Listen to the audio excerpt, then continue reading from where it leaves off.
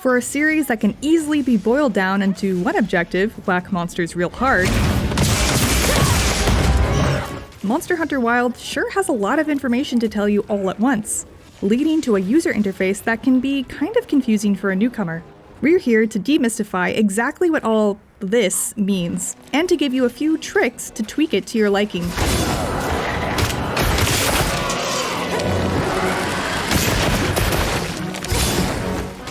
A quick note before we start. Many weapons have specific UI elements that will pop up when you're using them. For those, make sure to check out our guide on which weapon is best for you, where we'll get into more detail. The green bar is your health gauge, with this stopper on the end being your maximum possible health. If it's not reaching all the way to the end, you probably need to eat, whether that be a full meal in your tent or from your barbecue grill, or just some meat or rations while exploring. The red health after you've been hit is recoverable and will slowly fill if you're not struck again. The gray health after you use a healing item is the max amount you'll be healed over time if the healing isn't interrupted by particular actions.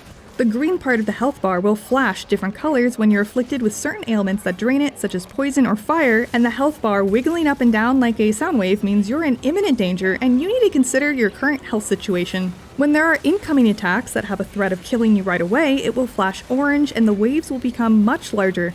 Make sure you're ready to dodge these or you're getting a one-way ticket back to your tent. Your stamina bar can also be filled to the max by eating. Stamina governs actions like sprinting, evading, and some weapons attacks or special actions. When you see a little blue arrow to the right of it with your max stamina slowly draining, that means you're too cold and you need to consume either a hot drink or a heat mantle bug. Your weapon sharpness dictates both how much damage you do and in some instances whether or not your attacks will bounce off of a monster's skin. Each color denotes a particular sharpness level. In order of most sharp to least sharp, you have purple, white, blue, green, yellow, orange, and red. You won't see white or even blue with most beginner weapons, but as you start crafting better gear, weapons will get sharper. Sharpness applies to blunt weapons like hammers as well. Just think of it as a weapon's condition. You sharpen your weapons by using a whetstone. I'll ride with you! Right above your health bar are your status indicators, both positive indicators like attack up and defense up, and negative ones like the various blights monsters can inflict on you. If you hold L1 or the left bumper, it tells you how much more time you have on your current meal bonuses, and gives little radial wheels to show the time left on particular statuses. If you want an explanation on each status symbol and what that status does, check the Status Effects tab under the Basic Controls menu or check out IGN's guide. Right underneath the Sharpness Gauge is your party list. Also shown is the symbol denoting they're a palico or a person and what weapon that person is using, as well as any status effects they currently have. Health bars will also pop up when something affects them. A little lower on the left-hand side of the screen, we have our interactables within a certain range. This includes gathering materials, endemic life, and even environmental traps. Many of these items, without even looking at them, can be targeted by holding the left trigger and pressing up or down on the D-pad. Then press the corresponding button to grab them from afar or trigger them. Mind if I hop on? In the bottom left corner, we have the minimap, which, as you guessed, is a small version of your map. When inside the normal map menu, you can apply filters to your minimap to further customize its functionality. To the bottom left of the minimap is the time of day and weather indicator. Both of these affect what monsters and events you'll see out in the world, and can be changed by resting once you get to high rank, if you're not locked in for a particular story sequence. To the bottom right of the minimap is which monsters are in your vicinity and how they relate to your current quest. Look to match the symbols to see if they're your main hunt, a side job, or just another random monster in the area. This can be especially useful if you have two instances of the same monster next to each other. Lock on to each and it will tell you which one is the correct one. When not locked onto a monster, it will be grayed out. In the bottom right corner is your inventory. Holding L1 or the left bumper will expand it, and you can cycle through the horizontal list by pressing the left and right face buttons on your controller. If you're using a weapon that has ammo or coding types, you can also hold L1 and press the top and bottom face buttons to scroll through that vertical list. You can also press the touchpad or whichever button is shown here while holding L1 to fully open the item pouch.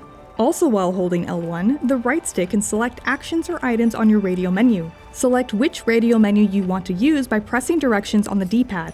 All of these radials are completely customizable from your menu. Spend some time making things easier for yourself so you don't have to fiddle with them mid-fight. If you're playing in online single-player mode, you can even put a pause button here. You'll receive several mantles over the course of your missions, and these indicators to the left of the inventory tell you how much time is left on the one you're currently using, and which ones are on cooldown. If you hold L1, it'll tell you exactly how long you have left before you can use it again. To the left of your mantles is your Slinger Ammo. Whether pulled from your inventory, the environment, or a monster, what's in your slinger will be shot out when you press the right trigger while aiming with the left trigger. A bit further up the page on the right, you'll see your skills. These pop up as they activate and deactivate. For example, skills like Maximum Might and Divine Blessing will show up when the requirements to activate them are met.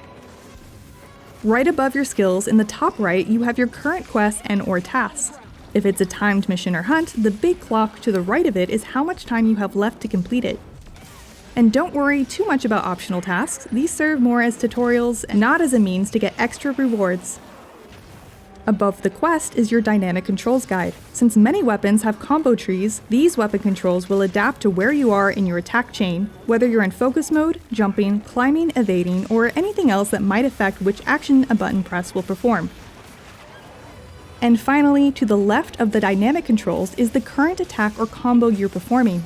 Some weapons have very specific parameters that give you alternative versions of moves with the same inputs. So for example, looking up here is a good way to confirm you're actually getting the switch axis full release slash, or just the unbridled slash.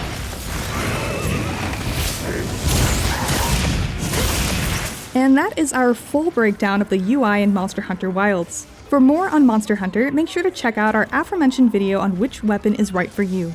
And for everything else gaming, you're already in the right place. IGN.